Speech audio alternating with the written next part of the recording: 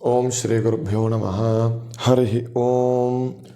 पूज्याय राघवेन्द्राय सत्यधर्मरथाय च भजतां कल्पवृक्षाय नमतां कामधेनवे सद्गुरु श्री राघवेन्द्राय நமஹ. அனைவருக்கும் நமஸ்காரம். இன்றைக்கி நம்ம ஸ்ரீகோகுலம் சேனலில் குரோதி வருடம் மார்கழி மாதத்தில் கும்பராசியின் பலன்களை பற்றி தெரிஞ்சுக்க போகிறோம். மார்கழி மாதம் அப்படிங்கிறது டிசம்பர் 16, 2024 ஆரம்பித்து ஜனவரி 13, 2025 வரைக்கும் இருக்குது. இந்த மார்கழி மாதத்தில் கிரக நிலைமைகள் எப்படி இருக்குன்னு பார்த்தீங்கன்னா, ரிஷபத்தில் குரு, கடகத்தில் செவ்வாய், கன்னியில் கேது, விருச்சிகத்தில் புதன். புத பகவான் விருச்சிகத்திலிருந்து தனுஷுக்கு ஜனவரி 3ஆம் தேதி அன்னைக்கு பயிற்சியாகி மாறுறாரு. அதே தனுஷுவில் சூரிய பகவான், மகரத்தில் சுக்கிர பகவானும் மகரத்திலேருந்து கும்பத்துக்கு டிசம்பர் 31ஆம் தேதி அன்னைக்கு மாறுறாரு.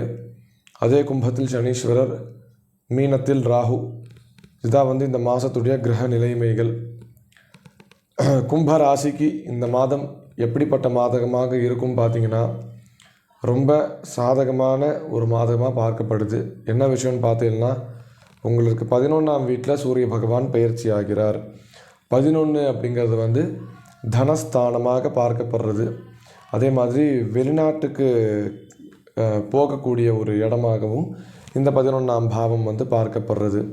அதே மாதிரி ஆசைகள், நண்பர்கள், இந்த மாதிரியான விஷயங்கள் எல்லாமே அந்த 11ஆம் பாவத்தில் அடங்கி இருக்கிறது. ஸோ இப்படி இந்த 11ஆம் பாவத்தில் சூரிய பகவான் வராரு அப்படின்றதுனால நான் சொன்ன இந்த எல்லா விஷயமே உங்களுக்கு சாதகமாக நடக்கக்கூடும். அதுலேயும் ரொம்ப முக்கியம் என்னென்னா, சூரிய பகவான் உங்களுக்கு 7ஆம் அதிபதியாக பார்க்கப்படுறவர். 7ங்கிறது கலத்திரஸ்தானம், அதாவது உங்களுடைய லைஃப் பார்ட்னரை குறிக்கக்கூடிய ஒரு ஸ்தானம் 7ஆம் பாவம். அப்படிப்பட்ட அந்த 7ஆம் அதிபதியாக இருக்கிற சூரியன் உங்களுக்கு 11ஆம் வீட்டில் வந்திருக்காருன்றதுனால உங்களுடைய ஹஸ்பண்ட் ஒய்ஃப்குள்ளே இருக்கிற மனோசங்கடங்கள் நிவர்த்தியாகி நீங்கள் அந்யோன்யமாக வாழக்கூடிய ஒரு மாதமாகவும், இருக்கிற பிரச்சனை எல்லாத்தையும் சரி பண்ணிவிட்டு ரொம்ப சந்தோஷமாக இருக்கக்கூடிய ஒரு அமைப்பை ஏற்படுத்திக்கூடிய ஒரு மாதமாக இந்த மாதம் உங்களுக்கு இருக்குது. இன்னொன்று, கல்யாணம் ஆகாதவங்களுக்கு கல்யாணம் நிச்சயமாகக்கூடிய ஒரு மாதமாக, அதே மாதிரி லவ் பண்ணிகிட்ருக்கீங்க அப்படின்னா உங்களுக்கும் ஒன் சைடாக லவ் பண்ணிகிட்ருக்கீங்கன்னா அது டபுள் சைடாக மாறக்கூடிய ஒரு மாதமாகவும் இந்த மாதம் பார்க்கப்படுது. எதனால் குறிப்பிட்டு இந்த கும்பத்துக்கு மட்டும் நான் லவ் பற்றி சொல்கிறேன் அப்படின்னா, 11 அப்படிங்கிறது ஆசைகள் இருக்கக்கூடிய ஒரு ஸ்தானம். உங்களுக்கு கலத்திரஸ்தானம், கலத்திரம் 7 அப்படிங்கிறது காதல் வரும். அந்த 7ஆம் அதிபதி 11ல் வரும்போது உங்களுக்கு சாதகமாக முடியும். அப்படின்றதுனால ஒன் சைடாக லவ் பண்ணிகிட்ருக்கீங்க அப்படின்னா அது டபுள் சைடாக மாறும். கல்யாணம் ஆயிடுச்சு அப்படின்னா உங்களுக்குள்ள ஒரு அந்யோன்ய பந்தம் அப்படிங்கிறது ரொம்ப அதிகமாக இருக்கும். இந்த மாதிரியான அமைப்புகள். சரி, ஓகே, நம்ம முக்கியமான விஷயத்துக்குள்ளே போகலாம். பண வரவு அப்படிங்கிறது அந்த 11ஆம் வீட்டில் பார்க்கப்படுது. அதனால் இந்த மாதம் உங்களுக்கு பண வரவு அப்படிங்கிறது நீங்கள் எதிர்பார்த்ததை விட கொஞ்சம் அதிகபட்சமாகவே உங்களுக்கு சேரும். இப்போ நீங்கள் ஒரு இன்வெஸ்ட் பண்ணுறீங்க, இந்த மாதத்தில் இவ்வளோ நமக்கு வரும் அப்படின்னு நினச்சி ஒரு 1 லட்ச ரூபா இன்வெஸ்ட் பண்ணுறீங்க. உங்களுக்கு 1.5 லட்ச ரூபா வரணும் அப்படின்னா உங்களுக்கு அது 2 லட்சமாக உங்கள் கைக்கு சேரும். இந்த மாதிரி உதாரணத்துக்கு நீங்கள் எடுத்துக்கலாம். இந்த மாதிரியான விஷயங்கள் உங்களுக்கு நடக்கும். அடுத்தது, வெளிநாட்டுக்கு போகணும் அப்படின்னு ரொம்ப நாளாக நீங்கள் ட்ரை பண்ணிகிட்ருக்கீங்க அப்படின்னா இந்த மாதம் உங்களுக்கு வெளிநாட்டு போகக்கூடிய ஒரு அமைப்பு இருக்குது. அதனால் நீங்கள் வெளிநாட்டுக்கு பிரயாணம் பண்ணுவீங்க. ஸோ அதுக்கு நீங்கள் ரெடியாக ஆகிக்க வேண்டும். அடுத்தது 11ங்கிறது மூத்த சகோதரர்கள் அப்படின்ற ஒரு குறிப்பும் அதில் இருக்குது. ஸோ நீங்கள் சின்னவராக இருக்கீங்க, சின்னவங்களாக இருக்கீங்க அப்படின்னா உங்களுக்கு அக்காவோ இல்லை உங்களுடைய அண்ணனோ அவங்களால சில நன்மைகள் நடக்கக்கூடிய ஒரு மாதமாகவும் இந்த மாதம் உங்களுக்கு பார்க்கப்படுறது. இது பொது பலனாக இருக்குது. அடுத்தது, படிக்கிறவங்களுக்கு எப்படி இருக்கும், மாணவர்களுக்கு எப்படி இருக்கும்னு பார்த்தீங்கன்னா, சூரிய பகவான் அவருடைய 7ஆம் பார்வையாக உங்களுடைய 5ஆம் வீட்டை பார்க்குறாரு. அதனால் 5ஆம் வீடுங்கிறது கல்விக்கான ஒரு வீடு.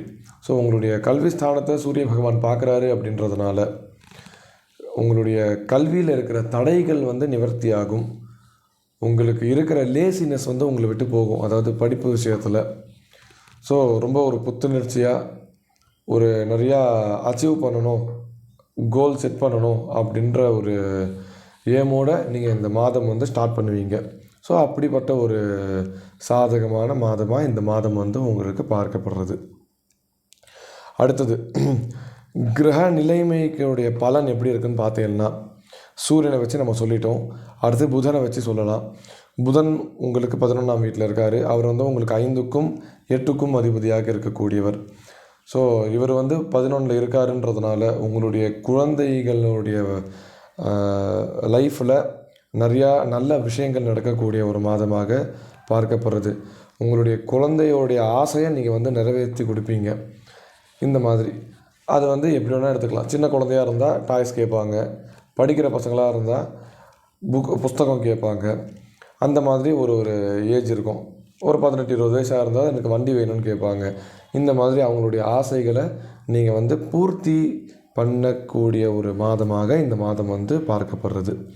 அடுத்தது சுக்கிர பகவான் உங்களுக்கு 12ஆம் வீட்டிலேருந்து உங்களுடைய சுய ராசிக்கே வந்து வராரு.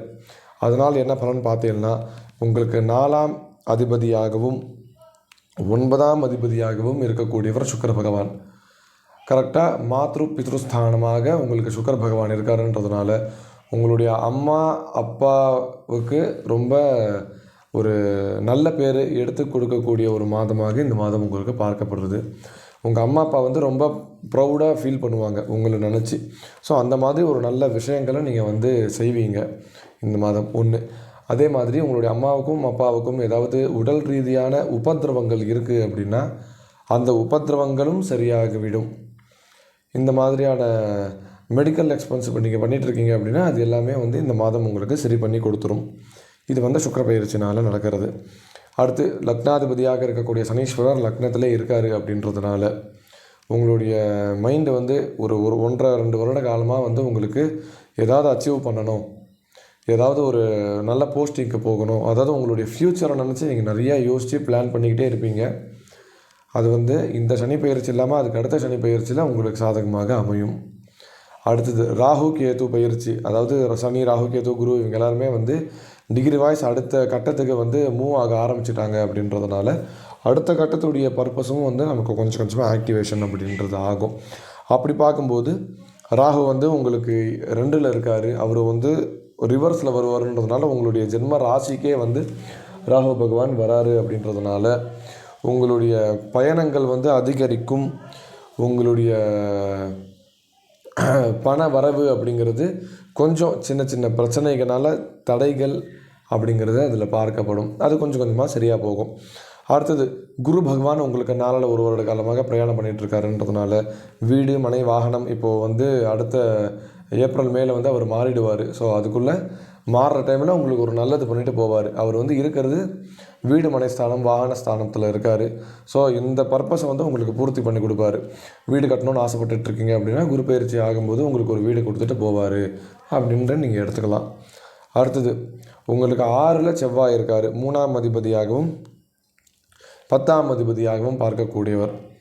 அவர் 6ல் இருக்காருன்றதுனால உங்களுடைய தொழிலில் சில பிரச்சனைகள் உருவாகக்கூடிய நேரம் இது. அதே மாதிரி உங்களுடைய வியாபாரத்துலேயும் சரி, நீங்கள் ஒரு ஒர்க்கிங் பர்சனாலிட்டியாக இருந்தாலும் சரி, உங்களுடைய வேலை விஷயத்தில் உங்களுக்கு சிறு பிரச்சனைகள் அப்படிங்கிறது உண்டாகும். அதனால் உங்களுடைய வேலை விஷயத்தில் நீங்கள் ரொம்ப ரொம்ப ஜாக்கிரதையாக இருக்கிறது ரொம்ப ஒரு நல்ல விஷயமாக பார்க்கப்படுறது. அடுத்தது கேது பகவான் 8ல் இருக்காருன்றதுனால உங்களுக்கு ஏதாவது வியாதிகளும் இல்லை மனோசங்கடங்களும் இதெல்லாம் இருக்குது அப்படின்னா அது எல்லாமே வந்து கொஞ்சம் கொஞ்சமாக சரி பண்ணக்கூடிய ஒரு அம்சம் வந்து கேத்து பகவான் அங்கேருந்து பண்ணிகிட்ருக்காரு. அதனால் உங்களுக்கு பெரிய லெவலில் டிப்ரெஷனுக்கு போகாமல் பார்த்துக்கக்கூடிய ஒரு கிரகமாக கேத்து பகவான் உங்களுக்கு இருக்கிறாரு. இதுதான் வந்து கிரகங்களின் பலன்கள். அடுத்தது உங்களுக்கு சந்திராஷ்டமம் எப்போ வருது அப்படின்னு பார்த்தீங்கன்னா டிசம்பர் 22ஆம் தேதி ஆரம்பித்து 25ஆம் தேதி வரைக்கும் சந்திராஷ்டமம் உங்களுக்கு இருக்குது. கரெக்டாக 22ஆம் தேதி டிசம்பர் மாதம் 2024 ஆரம்பித்து டிசம்பர் 25ஆம் தேதி 2024 வரைக்கும் உங்களுக்கு சந்திராஷ்டமம் இருக்குன்றதுனால ரொம்ப ரொம்ப ஜாக்கிரதையாக இருக்கக்கூடிய ஒரு மாதம் அந்த நாள், அந்த ஒரு 3 நாள், அந்த 3 நாளில் எந்த ஒரு முக்கியமான டிசிஷனும் நீங்கள் எடுக்காமல் தவிர்க்கிறது ரொம்ப நல்ல விஷயமாக பார்க்கப்படுறது. அடுத்தது, இந்த மாதம் நீங்கள் வழிபாடு செய்யக்கூடிய தெய்வம் யாருன்னு பார்த்தீங்கன்னா முனீஸ்வரர், அதாவது சிவரூபமாக இருக்கிற முனீஸ்வரரை நீங்கள் எவ்வளோக்கு எவ்வளோ பூஜா ஆராதனைகள் பண்ணுறீங்களோ அவ்வளோக்கு அவ்வளோ இந்த மாதம் உங்களுக்கு சாதகமான ஒரு மாதமாக அமையும். ஸோ இதுதான் இந்த மாதத்தில் கும்பராசியின் பலன்.